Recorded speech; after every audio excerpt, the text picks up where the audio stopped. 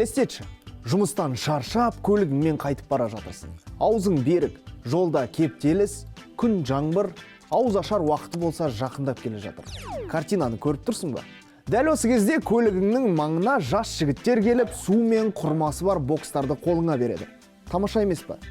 Бұл қиял емес, шынайы оқиға. Ақтөбелік жастар кептелісте тұрған көлік жүргізушілеріне ауызашар боксын таратып жүр. Ауа райының қолайсыздығына қарамастан. Осындай сауапты іспен айналысып жүрген жастарға жұрт риза. Мына жігіттер де жұртты сүйсіндірді. Базардың ішінде үшеуі жарапазан айтып жүр. Адамдар тиын тебендерінде беріп қояды. Кейбірі тіпті саудасын ұмытқан сыңайлы. Жастарды сүйсініп тыңдауда.